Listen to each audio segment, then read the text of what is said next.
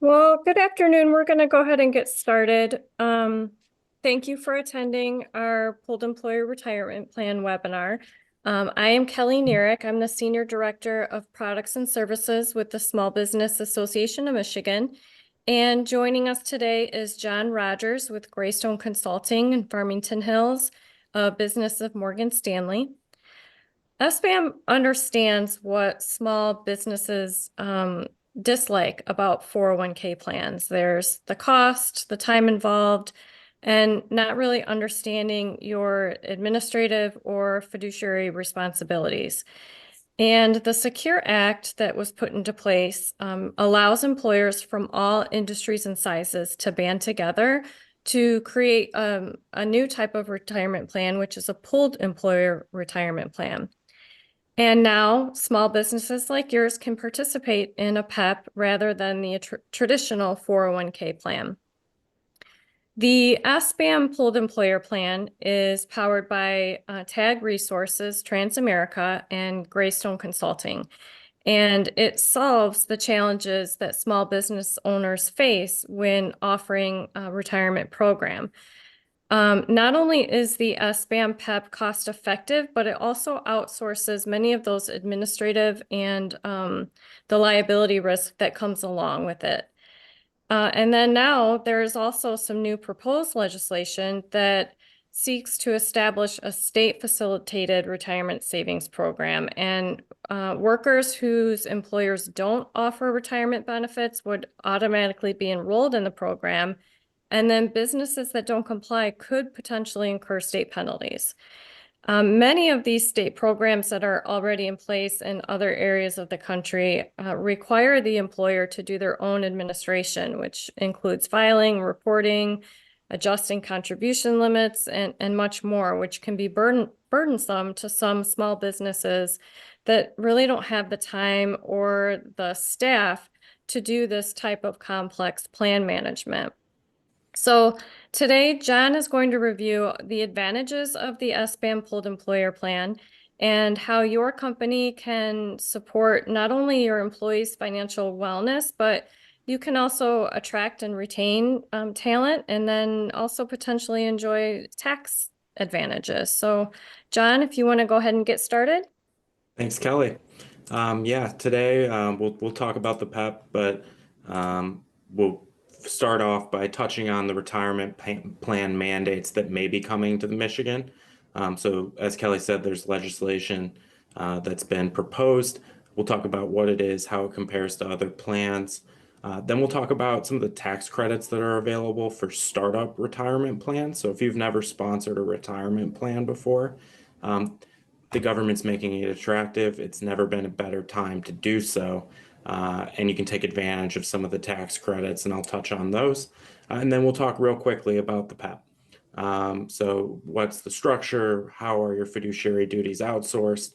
And then some of the features and benefits of the plan for your employees. So as Kelly said, House Bill 5461 was introduced just a couple weeks ago. So this isn't law yet. It's still something where we're not exactly sure what shape it'll take.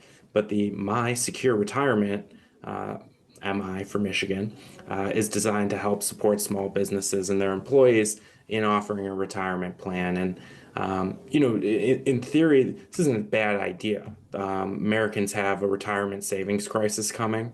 A lot of employees don't have access to a retirement savings vehicle at their workplace. I think the intent is good here. But there is other legislation that's been passed at the federal level that is more of a carrot than a stick approach to offering a retirement plan. So, like Kelly said, the way it's written up and what other states are doing, workers would be automatically enrolled in the program, but there's still like the company still has work to do to make that happen. It doesn't just happen automatically at the state level. There's no cost to the employees to participate, but if you don't comply with what you need to do to set this thing up or don't offer another retirement savings plan, there are fines. And that's kind of been consistent across other states that have adopted this legislation. So, what are those other states? This is a map and you can see in blue, that's where legislation's passed and these programs are up and running. So, this exists in other states. It seems like Michigan is following a model similar to that of Colorado, where this is already up and running. So 15 states across the country have already, enacted some programs in some shape or form.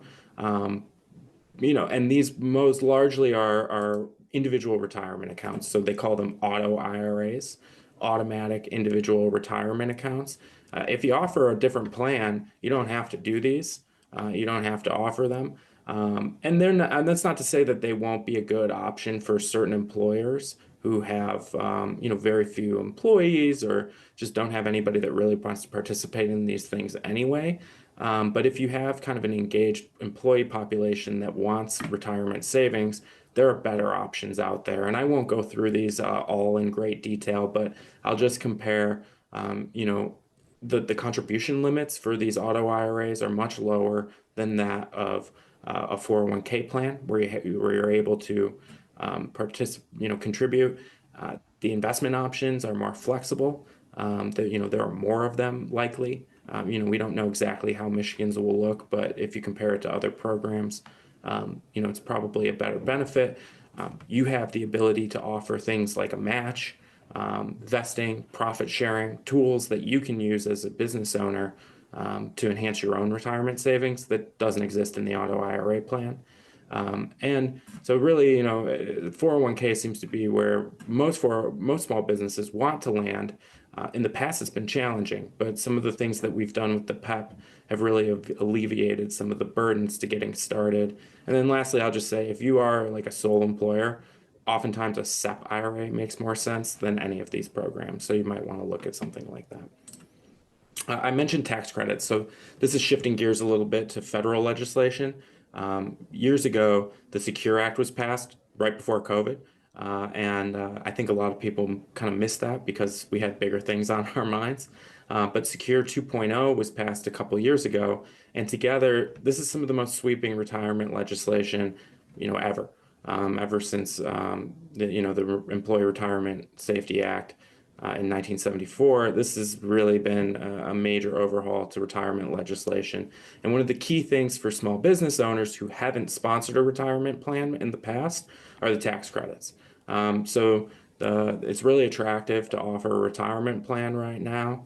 And so that is like a 401k or a simple, where you can get tax credits for the start to cover the startup costs. And in the SBAM PEP program, it entirely covers any startup costs that you'd have. So you're able to do this, at no startup cost to the company. And then there's also tax credits for the employer contributions for the matching that you're doing into the retirement plan to help you get that up and running, to help you budget and compensate your employees. So these together are really, really, attractive things for employees. There are some stipulations. I won't go through them in detail, but please feel free to follow up with us after, and we can help you figure out what your tax credit would be and how it impacts the cost of the PEP program. So, 401k plans in general, just a high level overview. They're payroll deduction plans. They're convenient and flexible. They're a way for people to take money out of their paycheck, both pre and post tax, and then invest them in professionally managed investment options. Oftentimes, for the most part, your contributions are portable into the plan. So if you end up working at a different company, you can move it. Some of the matching may not be portable. So if you want to use it to retain your employees, that can often be a good way to do it. And like I said, it's a payroll deduction plan. But if you were just to go out and offer a 401k plan on your own and you're just starting off or you have kind of a smaller program, there's fiduciary liabilities. You have to make sure that you're doing all of the things to distribute required notices. Make sure that you're complying with all of the legislation that goes along with, offering a 401k plan. From an investment standpoint, oftentimes, you as the owner or the plan sponsor it has a fiduciary liability to the investments on the plan menu. It requires you to hire professionals, meet with those professionals, and oversee the funds. If you have 100 or more employees, there are annual plan audits that you're subject to. You have to deal with things like, how am I going to set this thing up? And then education and enrollment. So SBAM heard that. They know that this has been kind of a tough thing for small businesses. With the Secure Act came this pooled employer plan structure, and SBAM realized that they were kind of uniquely qualified to offer that type of pooled employer plan to their members because of the large membership base. They put together a retirement task force of their members to due diligence providers and build the plan. They ultimately hired us. We stood up this PEP a couple of years ago. It's been really successful. There's already, millions and millions of dollars in the plan, and there are, over 30 adopting companies. It's already a success. So how does the PEP differ from a single employer plan? Well, on the left are things that you might be responsible for in a single employer plan. Filing a 5500 is one of the major things at the end of the year. If it's an audit level plan, you have to pay for the audit, deal with it.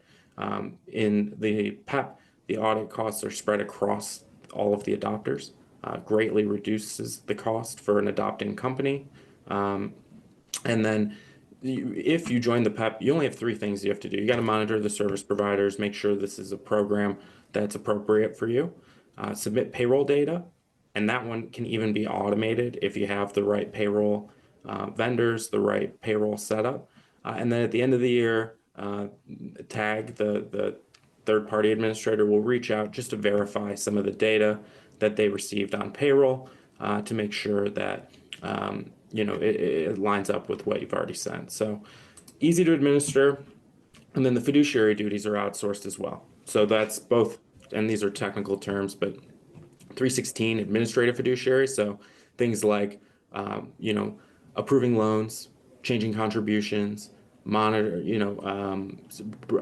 sending out required notices, filing that 5500. All of those things are outsourced to a fiduciary that is responsible for that. And then on the investment side, my team has discretionary fiduciary investment responsibility over the funds on the plan. So you're not responsible for that piece anymore.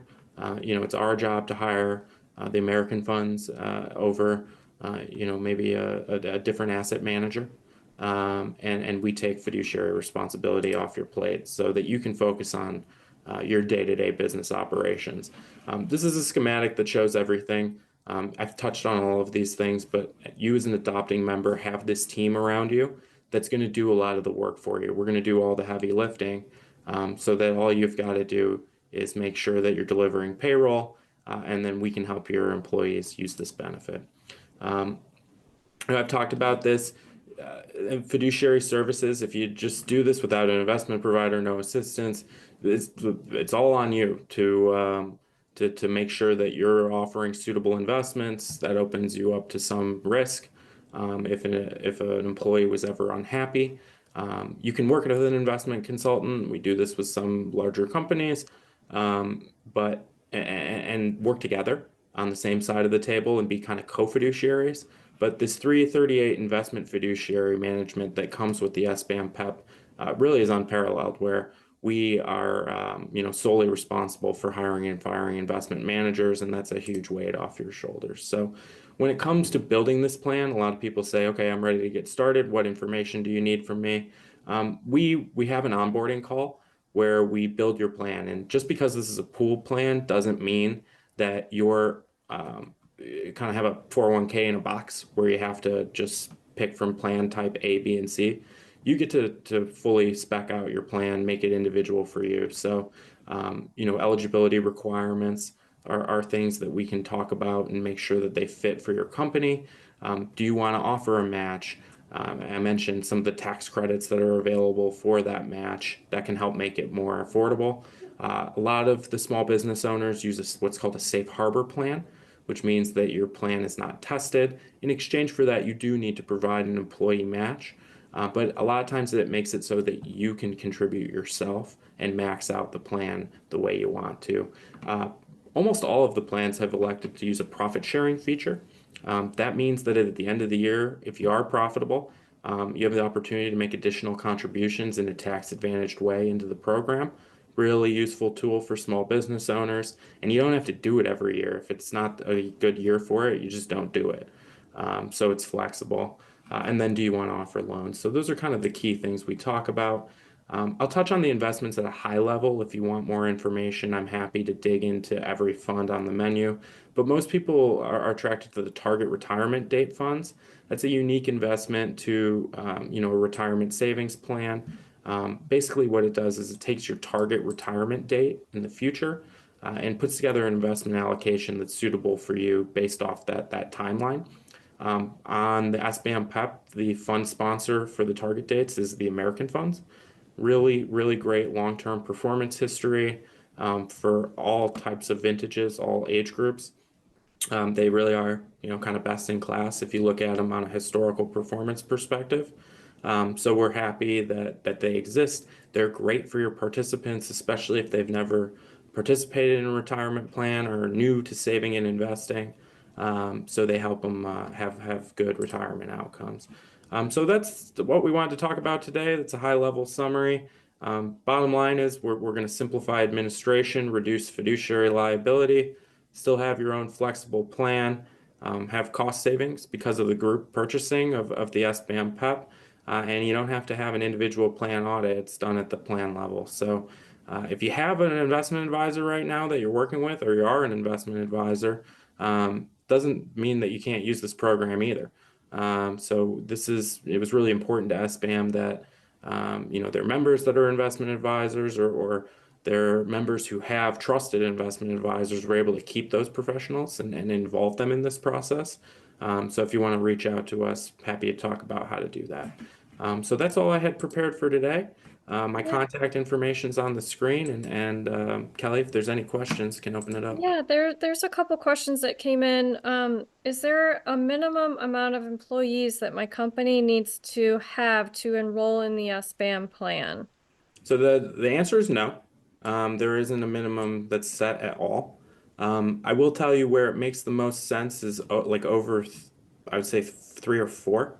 I wouldn't do this as a sole practitioner, and I would want to have let's say 4 or 5 employees that want to participate in the plan to get it started. Um, but there is no like specific minimum if this was a program you wanted to do for a couple people. Okay. And then, does my company have to do a shared contribution for my employees? No, your company does not have to offer a match at all. That's customizable. It will mean that your plan gets tested. What testing means is, to keep it high level, that the plan is used democratically. You don't want to have somebody who's maxing out contributions and then 4 or 5 employees who have no contributions or 1% of their paycheck in contributions, because that employee who is maxing out their contribution might get their contributions returned to them at the end of the year. It'll cap out how much money they can save. Something to think about. We can run illustrations to show you that. Okay. And then, do I have to have a financial planner to enroll in the program?